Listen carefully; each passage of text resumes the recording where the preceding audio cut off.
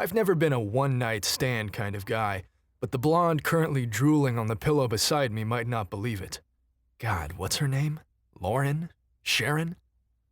In truth, if the blistering pain in my skull was any indication of how much crown I'd put away, I was lucky to be lying next to her and not the geriatric bartender who called me sweet cheeks all night.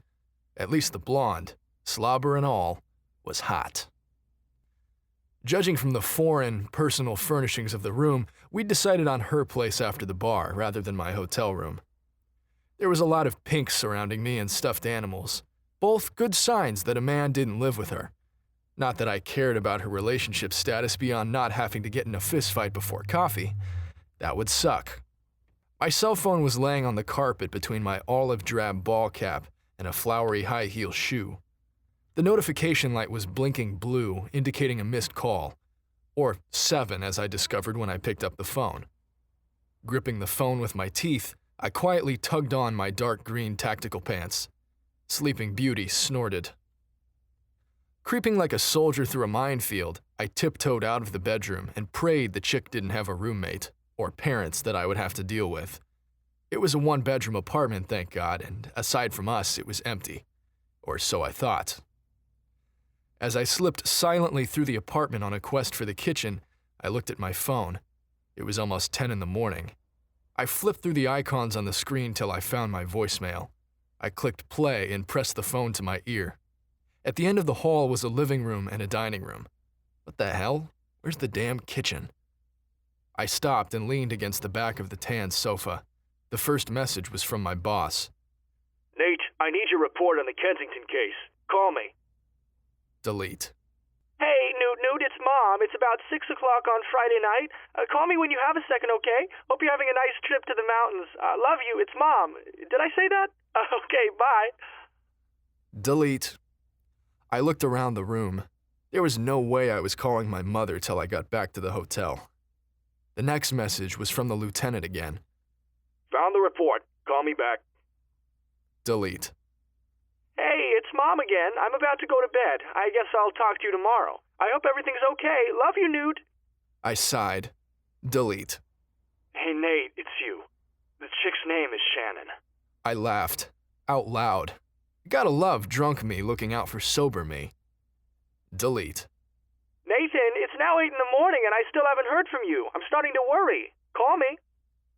Delete. Another message. Oh, I forgot. It's Mom. I rolled my eyes. I'm 29 years old, I grumbled. The final message was from an unknown North Carolina number. Good morning, Detective McNamara. This is Sheriff Davis calling about the information you were looking for. I've got everything ready for you at my office if you want to come by and pick it up. I'll be here till around 11. I looked at the clock again. Crap. At the far end of the room was another door that had somehow been camouflaged by my hangover. I rubbed my tired eyes and headed for it. It was a sliding door that easily slipped into the wall, and the light was on in the kitchen. Before my eyes could adjust, an explosion of chaos detonated at my feet. I stumbled back a few steps as the sound of furious pink toenails, clacking and scraping across the tile floor, ricocheted around the apartment. I covered my ears as a deafening series of yaps ripped through my already pounding brain. The little yellow dog, Satan in a rhinestone collar, nipped at my ankles as it barked me into the corner. "Shut up!" I yelled, suppressing the urge to kick the angry ball of fur in self-defense. The dog bared its teeth at me and growled, daring me to move. When I did, I swear to God the thing screamed at me before barking again. Shannon, thanks, drunk me, raced into the room, clutching the bedsheet around her. Her hair was wild, like it had been through an Aquanet typhoon, and black mascara was smeared across the side of her pillow-lined face. "Baby dog!" she scolded, running to save me from the 12-pound terrorist. I pointed at the animal. "That dog has rabies." She scooped the pooch up into her arms, carefully clinging to the sheet. "She doesn't have rabies." She rubbed her nose against the dog's snout. "You don't have rabies, do you, baby dog?" She cooed like it was an infant and not a demon. That's a good thing she's hot. When she finished making out with her dog, she looked at me. Her eyes dropped to my shirtless torso and grew 3 sizes. She pinched her lips together, probably to keep her jaw from hitting the floor. Like what you see, huh? If I hadn't been so hungover, I would have been tempted to flex. She pointed her finger at me. Your fly's open. I withered. After adjusting things, I zipped my pants and ducked my shamed head into the kitchen. Mind if I get some water? There are bottles in the fridge, she said, following me. Her refrigerator was stocked with drinks, fruit, leftovers, eggs, yogurt. My fridge at home had beer and Gatorade. I retrieved 2 waters and turned to offer her one. Satan growled at me again. So, I had fun last night, she said, hugging the dog closer to her chest. So did I.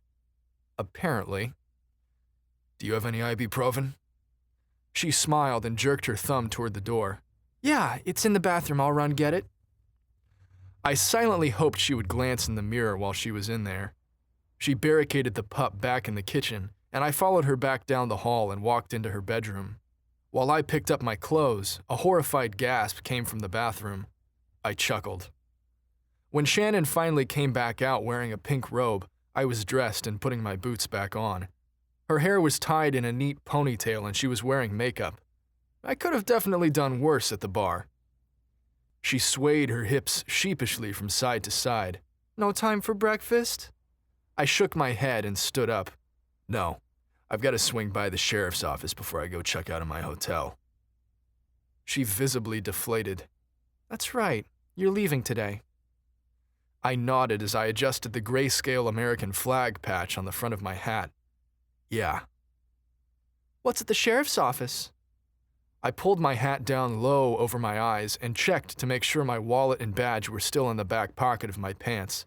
I'm working on a missing persons case in Raleigh, and I think a victim from here might be related to it. That's fascinating, she said with a sing-song sigh. I was pretty sure she would have said the same thing if I told her I was here to dig septic lines for the city. I jingled my keychain. I've got to head out. She smiled, sort of. I'll walk you out. I really wished she wouldn't. As we passed through the living room, she picked up a business card off the coffee table and handed it to me. It didn't look official. Her name was Shannon Green. WKNC News? I turned it over in my hand. She did a little curtsy thing. I'm a reporter. I smiled. You look like a reporter. I tucked the card into my back pocket. I'll be in touch. I lied as I opened the front door. It was nice to meet you, Detective. You too, Shannon. The mountain air was nearly frozen, and I zipped up my thick coat in the breezeway as she watched from the door. The cold must have finished sobering me up because my brain clicked on. I shook my head and turned back around to face her. We took a cab here last night, didn't we? Oh, she laughed. Yes, we did. I sighed. At least we were responsible. I can drive you, she offered. I checked the time again. The sheriff was leaving his office in 20 minutes. I've got to be at the sheriff's office by 11.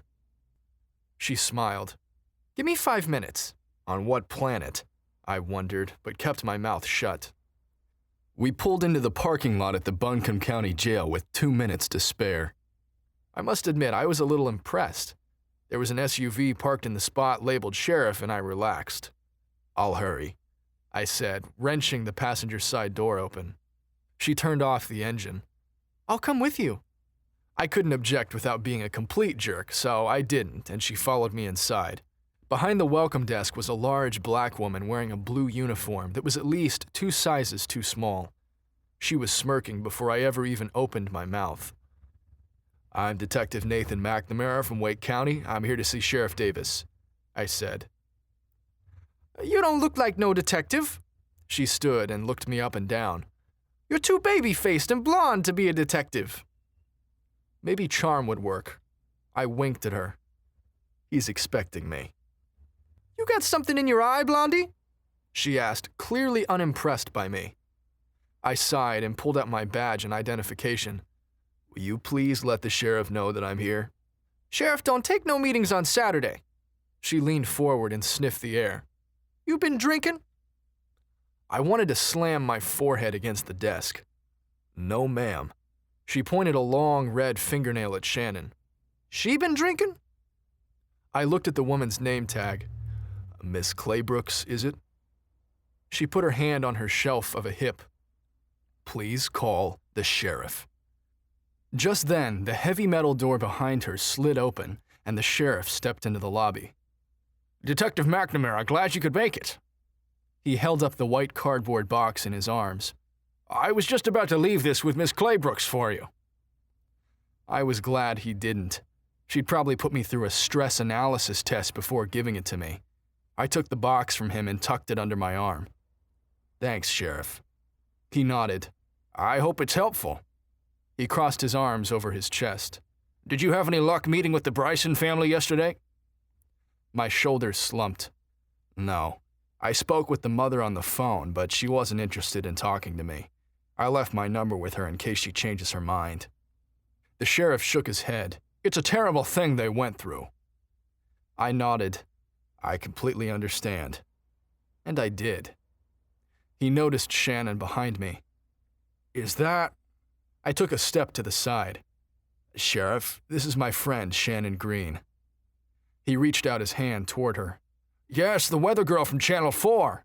She shook his hand. Morning traffic, she corrected him. She straightened her posture and saluted him. Get the green light with Shannon Green, WKNC Asheville.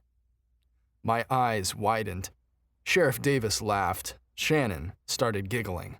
I watch you every morning, the sheriff said. He reached over and squeezed my shoulder. So, you're close with this fine young man, then? She batted her eyelashes up at me. Quite. The sheriff looked at me. Well, maybe you could help me convince him to take a job here in my office. I heard her suck in a sharp breath. That would be wonderful. Oh, boy. I laughed to avoid saying anything inappropriate. That would be something. I looked at my watch. Well, Sheriff, I've got to check out of my hotel by noon, so I need to get moving. I gestured towards the evidence box. Thanks again for making me copies of all these reports. He stuck out his hand. I hope it helps, Detective. I'm sorry your time here wasn't as productive as you'd hoped. He pumped my fist a few extra times and eyed me carefully. Think about my offer. I nodded. I will, sir. The sheriff tipped an imaginary hat toward Shannon. It was lovely to meet you, Miss Green. She beamed at him. You too, Sheriff. As we walked back out to her tiny sports car, she looped her arm through mine. So you might move here? I squinted up toward the sun. Don't count on it, sweetheart. She leaned into me. What about just to visit? I don't have much time these days for a social life, I told her, and it was true. If I was correct about the contents of the box under my arm, I now had 11 dead girls to find.